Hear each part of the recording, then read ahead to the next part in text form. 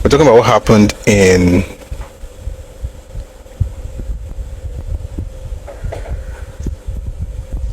Kwara State. I just want to read some of the reactions from people across Nigeria. This person is even abroad, but let me just read this. The reason politicians will keep making a fool of you that can believe anything is when people can stage anything and gullible, uneducated, illiterate will believe it. Our soldiers are dying in the hands of the terrorists, but the only thing you selfish bigots know how to do is preach division and complain about Christian genocide. So what will happen to the one that are not Christian, or the part of your Bible that says love your neighbor as yourself has been removed from your Bible, or you so-called Christians are the ones ruining this country with bigotry? This is nonsense, by the way. This is nonsense. And these are people who actually support APC. There is a line. This is why I'm not very keen on partisanship. Like, I like President Tinubu. I love what he's doing as far as economy is concerned, but he's not doing enough as far as security is concerned. To say that does not mean I don't acknowledge the things that he's doing right. And to support, and this is how you get sycophants who say to you everything you're doing is perfect. You can't say, okay, this is what you're doing right, this is what's not working properly. Everything is chalked down to politics. Oh, they hate him. Oh, you are saying it's a Christian genocide. I don't think there's a Christian genocide in the sense that people are just going around targeting only Christians. Another person is being killed in Nigeria. But does that mean there's no genocide? Does that mean that groups of people are not being targeted? Must it be Christian for it to make sense? Interesting. This is the reason folks from the Middle Belt start using the word Christian. This is one of the reasons. And even then, you have people saying things like, oh, Christians are bigots, you know, how about people who are not Christian who are being killed? That's not the point. You are looking at the camera, you're looking at the live stream. In fact, let me read something. I don't want to mention the person's name because it's actually, I don't want people already insulting. Let me just read some things here. Someone says, I've been asking, what's the name of the CAC church? No one answers. And how could it quickly trend like that? Which shows these are sponsored, just sad for people that are being killed. And Nigerians too are selling ourselves because on how much will you be killing your fellow? Then the lady says, that's the first thing that came to me too. Look at the people there, how they are acting. Someone wants me to believe that someone won't pay money for that to be staged. With all our wisdom, do you see those people panicking and there won't be stampeding? At a particular point, right, in our conversations about Nigerian issues, we have to know where to draw the line. And you can't keep pushing things because you're a part of a political party. It doesn't make sense. And for those who have questions like this person who asked, I mean, I just can't do that. But I understand those who are shaping for her, because at this point, people are on Binugon. But is it true that this could have been staged? Could it have been staged? Of course, anything could have been staged. Was it staged? That's the question. I'd like to play you a video. Here, one of the people present talked about what happened there. This was at Eruku, Ekiti local government area, Kwara State, Christ Apostolic Church. Okay, Shegun. Take a listen, please. You know, ilé ìjọsìn tí ìṣẹ̀lẹ̀ ti ṣẹlẹ̀ ní àná ní dédé aago 6 kọjá ìṣẹ́jú 15 inú ilé ìjọsìn yẹn la wà yìí, Christ Apostolic Church, Òkè Ìṣẹ́gun, Eruku Zonal Headquarter. So ibẹ̀ la wà yìí. So church tí ìṣẹ̀lẹ̀ ti ṣẹlẹ̀ ní àná lẹ́ ń wò yìí. Dédé agogo 6 kọjá ìṣẹ́jú 15 ní ìrọ̀lẹ́ ó ní àwọn ajínigbé wá sí ìlú Èrùkú ní ìpínlẹ̀ Kwara lánàá. Ó dẹ̀ jẹ́ ìgbà tí àwọn ilé ìjọsìn náà tí wọ́n ń ṣe ìsìn lọ́wọ́, ìgbà náà ni wọ́n wọlé. Bí wọ́n ṣe wọlé, wọ́n bẹ̀rẹ̀ sí yin ìbọn, wọ́n ta ìbọn bolẹ̀ gidigidi tó jẹ́ wípé kò bí ẹnikẹ́ni ibi tí ò bá àṣàgbà. Wọ́n ṣe wọnú chọ́ọ̀chì nìyẹn. Wọ́n ṣàpa àwọn èèyàn 3 láti rí àrídájú pé wọ́n pa lánàá. Ìkan wà ní ilé ìwòsàn tí wọ́n ti yọ ọta ní ara rẹ̀ lára àwọn tí ìbọn bá. Ọ̀bá yìí àwọn 3 la rí àrídájú wípé wọ́n ti kú. Àwọn 2 wọ́n wà ní ilé ìjọsìn báyìí lára àwọn òkú 2 tó ti kú tán ti kó wá. Ìkan wà ní ilé ìwòsàn, wọ́n ṣẹ̀ lọ fi ọkọ̀ gbé wá ni. Àwọn ènìyàn wọ̀nyí wọ́n wá láti wá bá ẹnikẹ́ni ṣeré lánàá. Wọ́n yin ìbọn bí wèrè ni. Ìbọn tí wọ́n yìn lánàá, ọta tí a sà ní agbègbè ilé ìjọsìn, ó lé ní 100 sókè. Àwọn èèyàn tí a confirm báyìí tí a rí àrídájú wípé wọ́n kó, àti mọ̀ wọ́n tán o, bọ̀ wọ́n lé ní 30 tí wọ́n kó lọ nínú ilé ìjọsìn lánàá. Lẹ́yìn ìgbà tí wọ́n pa àwọn 3 tán, ẹnì kẹrin kò kú, ó wà nílé ìjọsìn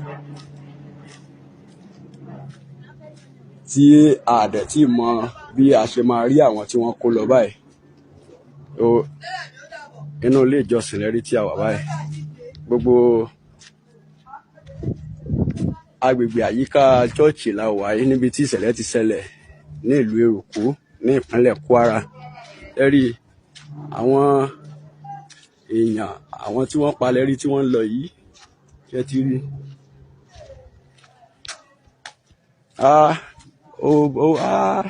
Wọ́n bà nǹkan jẹ́ ń bì lánàá. Kódà àmọ́ a dúpẹ́ lẹ́yìn ọwọ́ àwọn security wa, àwọn vigilante wa. Wọ́n gbìyànjú púpọ̀, àmọ́ kò sí ọta. Gbogbo wọn ti yin ọta tó wà lọ́wọ́ wọn tán. Kò sọ́ta, kò sí nǹkan kan. Láàpọ̀ nígbà tán ti yin ọta tán, kí ló kù tí wọ́n á ṣe? Oníkálukú wọn ń feré gé ni. Gbogbo wọn ń fẹsẹ̀ fẹ́ ni. Lára àwọn tí wọ́n kó lọ lánàá, ibi tí kámẹ́rà wà yìí, ibẹ̀ ni wọ́n kó wọn gbà lánàá. So lára àwọn tí wọ́n kó yẹ, ìkan nínú wọn ó bọ́ tí a rí ní òwúrọ̀ yìí. So òun ló dé tó wá ṣàlàyé, ó ní ìbọn bà lára àwọn ènìyàn wọ̀nyí. So ìyẹn ló ń fi yé wa wípé àwọn pípù wọ̀nyí wọ́n lé ní 10 láwọn àwọn ènìyàn burúkú wọ̀nyí, àwọn bandits láwọn tí wọ́n wá sí ìpínlẹ̀ Kwara ní ìlú Èrùkú ní àná ní ọwọ́ aago 6:15 tí a sì ń gbà ládùúrà kí Ọlọ́run kó jẹ́ kí àwọn tí wọ́n kó wọgbó kárí wọn gbà láyọ̀ àtàlàáfíà. Àwọn ìpínlẹ̀ Kwara náà, àwọn gọ́vnà wa ká dákun kán gbà wá lọ́wọ́ àwọn ènìyàn wọ̀nyí. Ojoojúmọ́ ló ń dà wá láàmú, kò sẹ́ni tó lè lóko mọ́. Kódà tólúwẹ̀ bá wà nílé gan, olúwẹ̀ á máa wò yányànyán ni. Gbogbo àyíká àti àyídà ilé ìjọsìn lẹ́rí tí mo wà yìí. Ọ̀lẹ́ ń wò wọ̀nyí, kí ẹ sì máa fi àdúrà ràn yá àwọn ìlú wa, gbogbo àwọn ìlú tó wà ní agbègbè wa yìí tí wọ́n ń dà láàmú. Ẹ máa fi àdúrà ràn wá lọ́wọ́ kí Ọlọ́run ọba kó gbà wá lọ́wọ́ àwọn ènìyàn burúkú wọ̀nyí. Kò pani rẹ́rìn rárá, ó bani nínú jẹ́ ni. Kódà ìgboro báyìí kò sí ẹni tó lè lóko, kò sẹ́ni tó lè lódò. Ọ̀kan lára àwọn tí ó ń bọ̀ láti Fẹ̀rí ìkan lára àwọn tí ó ń bọ̀ láti àwọn méjì tí wọ́n kó wá nẹ̀ ìtẹ́ tí wọ́n sin òkú sí ẹ̀rí àwọn tó lọ sin àwọn méjì tí wọ́n kó wá nẹ̀ ẹ̀rí ara wọn lẹ́rí tí wọ́n ń bọ̀ ẹ̀ wọ́n ń bọ̀ láti ìtẹ́ òkú níbi tí wọ́n ti lọ sin àwọn méjì wọ́n ti lọ fi ọkọ̀ gbé ẹnì kẹta èyí tí a rí ní àrídájú pé òun náà ó ti filẹ̀ ṣaṣọ bóra.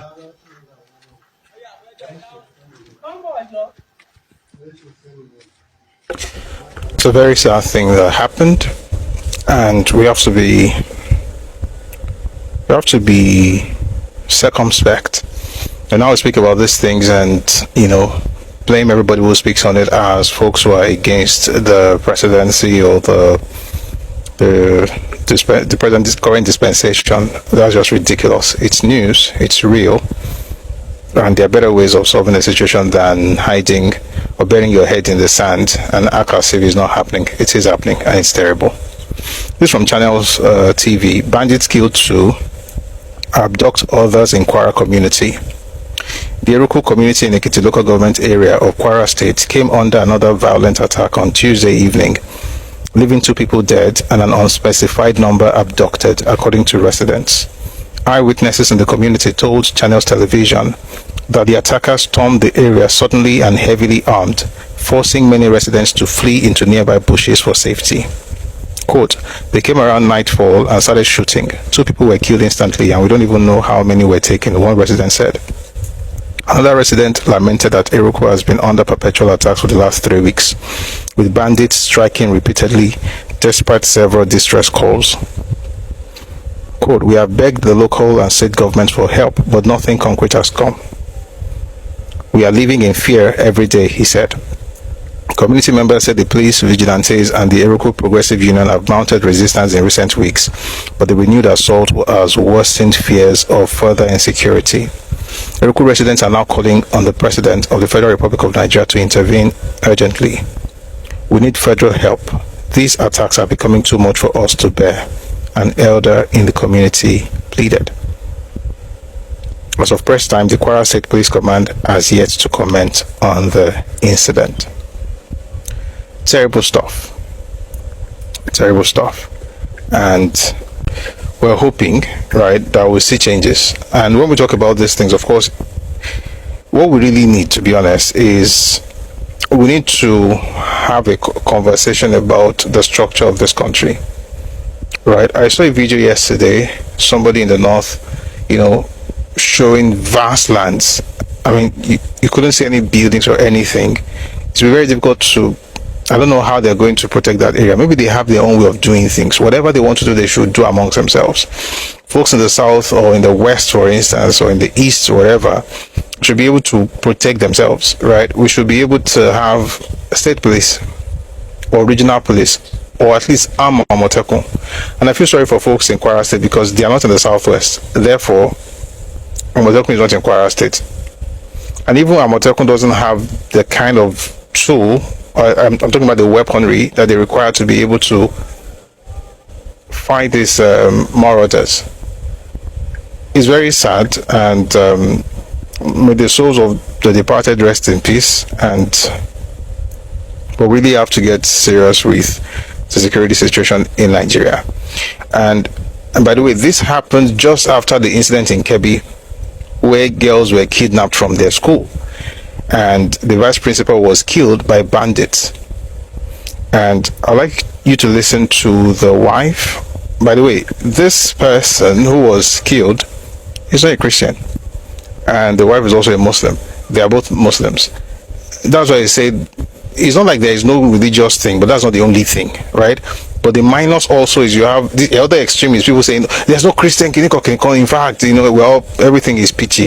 You just say the president. That's nonsense. You can't say that, it's just about politics. People are literally dying. I'd like to take a listen to the vice principal's wife. And a lot of crazy things are happening, to be honest. And may God heal our land. Take a listen, please. Na ce kada ku ɗauke ta sun ka ja ta sun ka hito, bayan sun hito na buɗe kofar baya na hita, ko da na hita na yi tahiya na duba gehen katanga su ne zagaye gehen katangan nan You don't understand Hausa. I will find the stuff. She says here that the people that came were young men in army camouflage speaking Fulani. That's Fulani. That's what she said. The people that attacked their schools, the bandits that attacked their school and killed her husband, were young men in army camouflage and they spoke Fulani. We need to actually get serious with Nigeria security. Like, there's nothing like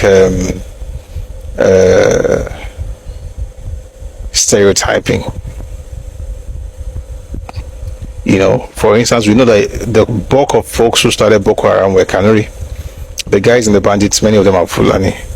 To acknowledge that does not necessarily mean you are saying everybody is Fulani or every Fulani is a bandit, which is a very reduction. I mean, very what's the word now? Is it reductive or pedestrian way of actually discussing it? Like, it's real. Thank you for the gift. It's real that folks are losing their lives, and we shouldn't be playing politics with that. And I think that's what actually made the president to cancel his trip. And of course, there's nothing like that in Southwest, which is good. I think it has to be national in terms of countrywide. Like, you can't say you have grazing routes. Even if the peaceful Fulani herdsmen are not involved in that, that's a path that people can easily take advantage of. The troublesome ones. Why should we have in 2025 people having to move all the way from Sokoto to Calabar? Why? Because they want to eat grass. Can't they buy the grass and feed those animals where they are? Patapata, the meat will be more expensive when it gets down south. Why can't folks in the south have their own ranches? Why must government be involved in all these things? If the government wants to help them, does government give people land? If government gives people land, they will give the land to their own people.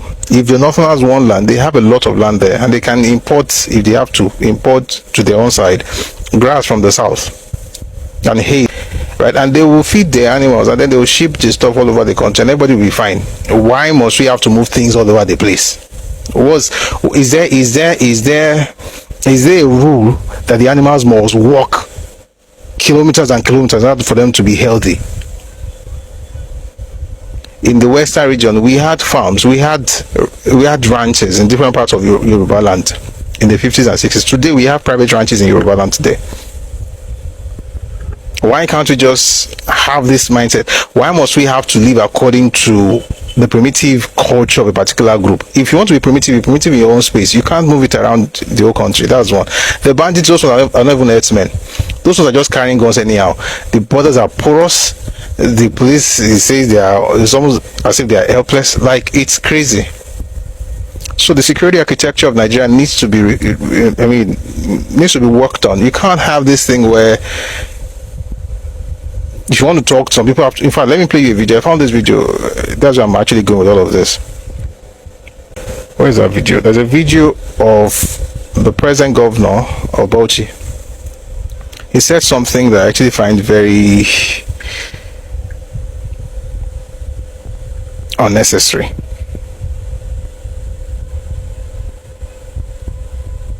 Let me see if I can find that video. I saw it somewhere. Beautiful. I found it. I want to take a listen to this man as he tells us what his own idea of Fulani moving around should be like. Take a listen, please. People, while at the same time bringing the Fulanis in one fold and try to arrest their traditional practice of moving from one place to the other. And that is very big, an uphill task. But I think we can communicate with them more, because to them they don't have borders from Cameroon to Nigeria. But that's the thing, Your Excellency. How do we ensure that those who will be participating in this federal government largely funded program will be Nigerians? In terms of the funding? No, in terms of the operations. Operations. To bring in Fulanis together. We have Fulanis from other countries. The issue of misconception, I said there is a lot of mistrust and misconception with regards to the Fulani man. The Fulani man is a global or an African person. He moves from the Gambia, from Senegal, and his nationality is just a Fulani man. And as a person, I may have my relations in the Cameroon. but they are also Fulani men. I have relations because from the maternal side, I'm a Fulani man. And that is why we want to educate people. A Fulani man sees himself as a Bayelsan, as somebody coming from the Niger Delta, because he speaks the Niger Delta language, which you and I don't. And of course, we would have to just take this as part of our own heritage, something that is African, and that we cannot just close the border and say the Fulani man is just a Nigerian or this. No. In most cases, the crises are precipitated by those outside Nigeria. When there is a reprisal, it is not the Fulani man within Nigeria that causes it. It is that culture of getting revenge, which is embedded in the tradition of the Fulani man, that attracts reprisal from all over the If I understand it, does that mean that those Fulani men who are maybe domiciled in other countries who move around, they can come into the country and this plan will accommodate them as well? Yes, that's what we want to do. But it has to be done through sensitization, telling them you have to buy in the project, and you use the language, the culture itself to be able to convince them, away from the mistrust where... Wait. The Fulani man from another country can take advantage of what the government of Nigeria wants to do for the Fulani in Nigeria, because the Fulani man doesn't have any other nationality apart from Fulani. How? So if the Nigerian government has a plan for Yoruba people in Nigeria, my brothers in Benin Republic can just move in because they are Yoruba after all. What are we talking about? I didn't know Hausa in Niger. I don't know Yoruba people in Togo, indigenous to that place. Can they just move into Nigeria and do whatever they want to do because we are all Yoruba? These are the issues. You can't say they are African global citizen. Who cares? You must have a nationality now. If they ask you where are you from, you say, oh, I am Yoruba. Yes, I am Yoruba, but they'll ask you, the travel document you have in your hand, Kiloroko country to Aloria, what's the name of the country on it? You can't say Yoruba because there is no sovereign state known as Yoruba. There's no political entity known as Yoruba right now. The same way, there's nothing like that as far as Fulani is concerned. So, if, for instance, he said something very interesting, I don't know if he remembers saying that the Fulani in Nigeria are not the ones causing problems, that the Fulani from outside Nigeria. That's what he said. He then said that the ones outside can also take advantage of what the ones inside. What are we saying? So because I am Nigerian now, everything that applies to Nigerians, I can get folks from Benin Republic to take advantage of. I can just say, oh, Ajashe people come. People in Port Novo just come. We are all Yoruba people. Let's just take it. Let's hear the rest of it. Through sensitization, telling them you have to buy in the project, and you use the language, the culture itself to be able to convince them, away from the mistrust where the whole system of transhumance or pastoralism is criminalized. Criminalization of pastoralism is the problem that we have with this project, and it requires people with passion who understand them and who they believe in, people like us from that part of the country, to say yes, we have this. Because today there is no limit to the accusation that this and that has happened and it is the Fulani man who caused it. There is no tribe that is not that you don't have this criminality in, but certainly the way and manner we do it is really exacerbating the crisis and the problems. Will there be any form of documentation of all the people that will be, yes, we are within that?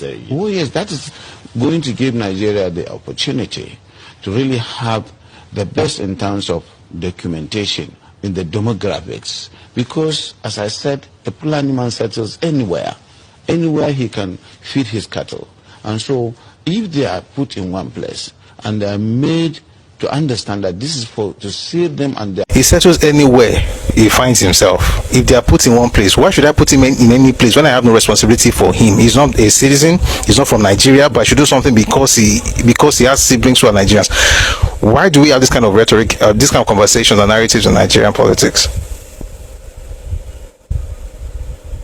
Like, if you really care about him so much, then maybe you should create something for him in your part of the country. Like, these are the conversations we need to have. And when people speak on these things, it's not, and by the way, like I said, I think I had a session where I talked about the fact that there are many Fulani people who are not violent. I even read the story here, if you remember, of Fulani in Nigeria complaining about another Fulani group that was disturbing them and led to a lot of wala. I think I read it here maybe last week. Those ones who are sedentary, who are already settled, especially in the southwest, they are the ones who are also complaining about the ones who are coming in. But you have politicians speaking for both sides as though they don't even know, and that's why when Northerners talk about Islam and they say it's Islam first before ethnicity, I laugh. And the Hausas say that thing a lot, and I wonder, how are you not seeing what's happening? And I asked a question the other time. I'm going to ask that question again. If you think about the very first, the jihad, the Usman and Fodio jihad, if you think about it, you should ask yourself this question: was the jihad religious or ethnic? Was it religious or was it ethnic? And this man that is speaking right now, is this sounding like he's talking for a religion or for an ethnicity?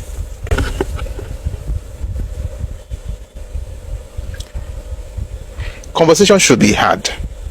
If you're a Nigerian and you're Fulani, you have rights. See, there are Fulanis who are Nigerians now. I also know some people who say, oh, Fulani are from Futajalo. They are not from Nigeria. There are Fulanis who are Nigerians. It is what it is. They are Nigerians. They have rights as Nigerians. But they don't have any right to use their right and freedom to impede on any other person's rights and freedom. You have your right, I have my right as a Nigerian.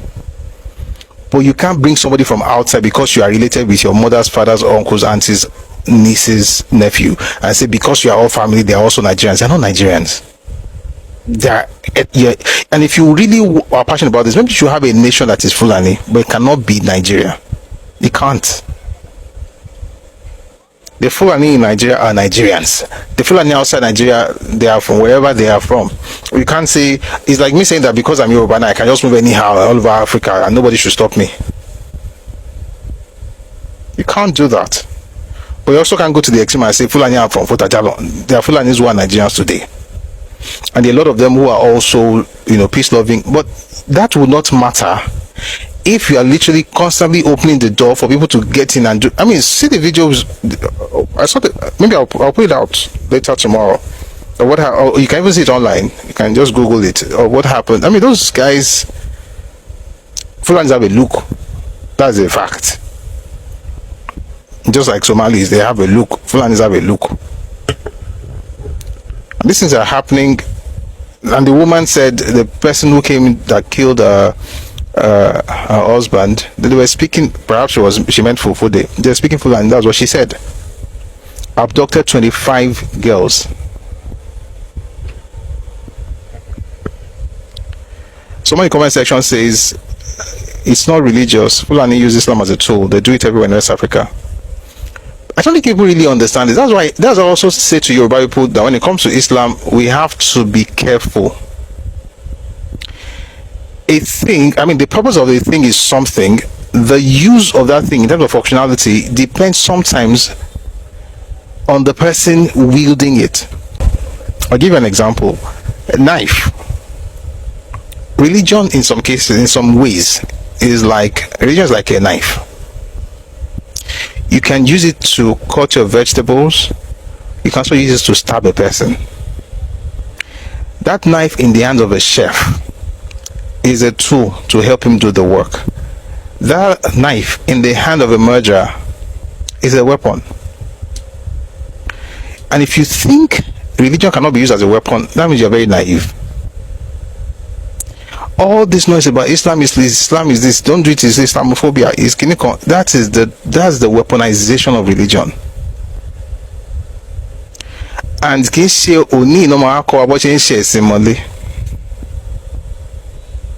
we've been having Yoruba Muslims for centuries. Yeah, you have some issues when you start, and eventually you regularize and everything works. One of these days, I'm going to have a session again on Odu Imole to also paint a picture of how long there has been coexistence as far as Islam and traditional religion are concerned. It's not today people now come from outside and say, oh, well, we have a better way of doing Islam. That's exactly the exact line that was used in Hausa land. The Islam they had was not pure. There's a better one, a better version. And that's why I speak always right for Yoruba people who are Muslims and the young ones who are in school and they're hearing these new ideas. Calm down. There's nothing new under the sun.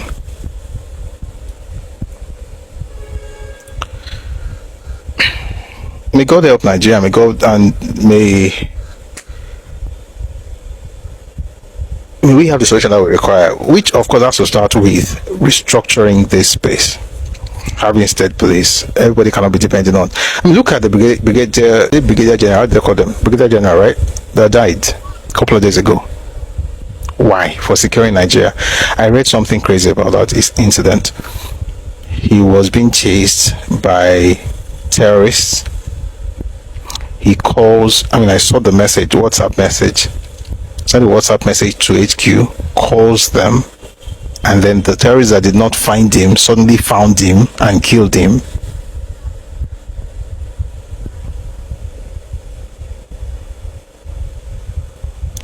There are many layers to these things. Meanwhile, everything was good. It was around the time when we also started making gains economically, that all these things are happening.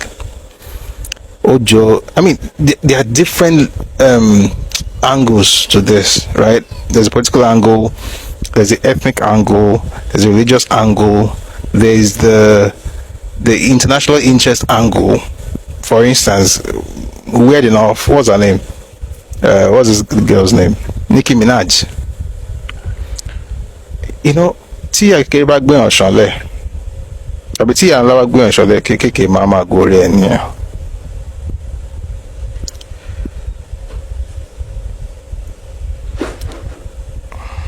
Nicki was speaking, for Nigerian Christians. I'm like, there's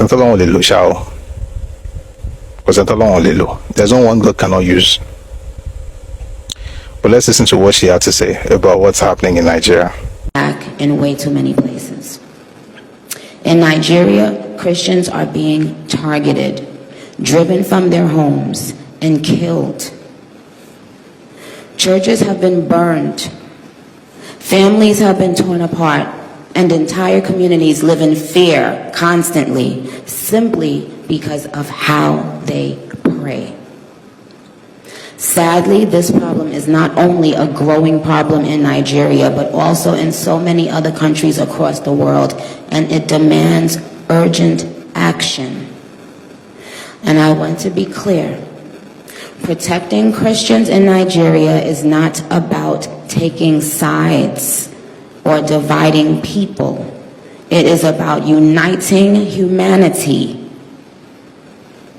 Nigeria is a beautiful nation with deep faith traditions and lots of beautiful barbs that I can't wait to see.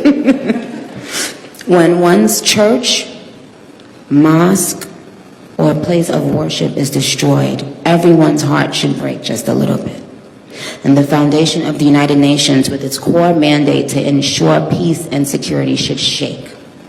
I am joined here today by peace builders, by faith leaders, by those who saw violence, saw rising intolerance, saw the threats clearly before us, and chose not to look the other way. I am inspired by their work to build interfaith ties, to see the humanity across the lines which might divide us, and to fight for security and liberty for all those who pray. I look forward to our discussion today, and I hope it will encourage deepened solidarity for us to urgently work together to ensure every person can enjoy the right to believe, to worship, and to live in peace. Barbs. That was Nicki Minaj.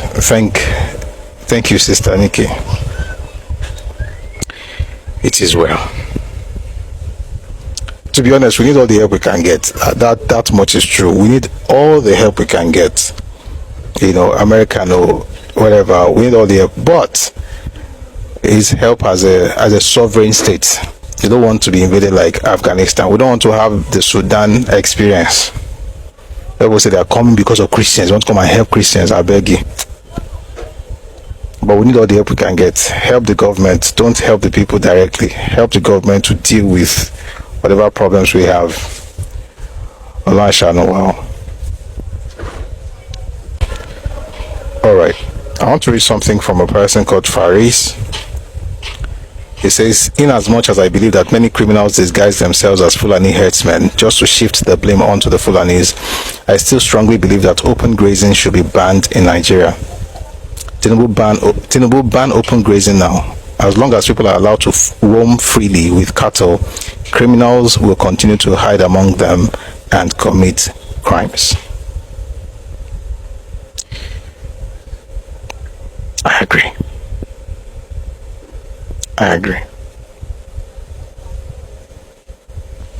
You can't say it doesn't matter, and then you also don't want to even do anything to. And by the way, we have to start thinking all this thing of there's a culture of doing something. Listen, cultures evolve. Every culture has to be dynamic. Culture is dynamic. Culture evolves.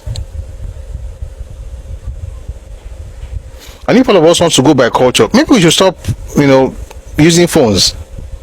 Was there a phone in our culture? Should not use television. Is there television in our culture? Which one is this pick and choose? You are doing something that is literally primitive.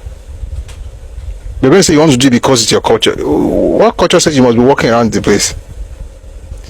Think about those people. Don't they have a right to education? The herders, don't they have a right to education? Don't they have a right to also be better?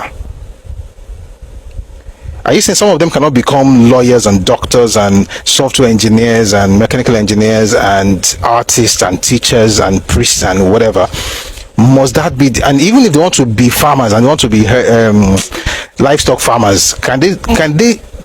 Why must they be herders? Why can't they be livestock farmers? In other words, they don't have to be walking all over the place. Why are we excusing these things? And if you want to excuse it, it's okay, because it's not my business, as long as it doesn't come into my space. Which is why I like the fact that in the southwest, all across our states, there is no open grazing. But that thing has to extend to other parts. Why? Because people are dying. People are dying, and these things have to be said. And I know it's not as easy as it sounds. It's very complex, but they've got to get busy. Because people are dying and it's crazy. It's a shame. It's a huge shame. Meanwhile, America never ceases to amaze me.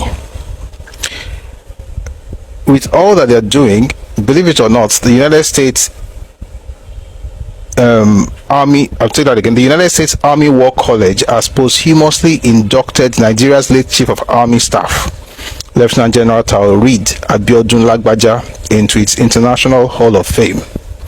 The induction was announced on Monday at the opening of the Association of the United States Army. The gesture reflects a deepening partnership as Nigeria confronts complex security challenges. It's interesting, America. They are interesting. While you are saying this kiniko, you are inducting Lagbaja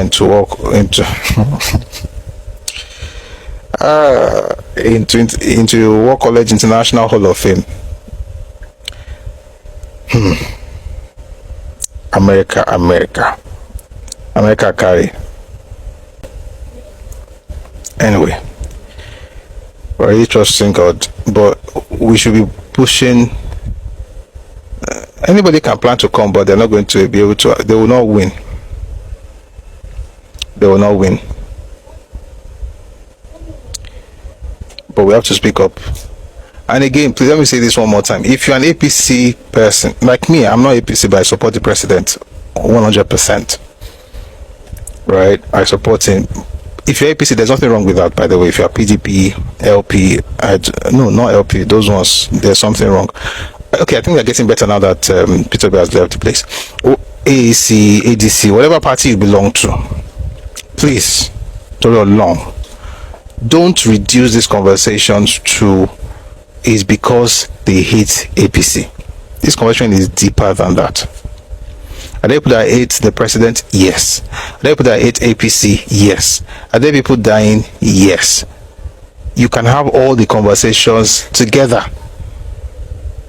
You shouldn't be like, if I'm talking about this, it's as if I'm betraying the party. It doesn't make sense. You can say it with wisdom. There's fire on the mountain, and we're looking forward to solutions in the coming days. May God, may the souls of the departed rest in peace, and may God protect all of us. And by the way, those of you who are going everywhere taunting people with it, you know, you have to be very stupid to see people dying and then using that to insult Yoruba people and saying it's coming to your home and things like that, when literally in your region is literally boiling. Not with outsiders killing you people, your own people killing themselves. Like, you have to be very stupid to use what happened yesterday to be insulting people and saying things are going to happen in their homes, and you are saying it with so much glee, as if you are sharing good news. You know, there's some people in this world there, their plan, Jesus talked about them, they're not planning to enter, but they will not allow anybody who wants to enter. In other words, they don't want joy. They just want to make sure that the suffering they have, the sadness that is their portion, extends to everyone. Interestingly, what we want is for them to get better. May they get better at some point.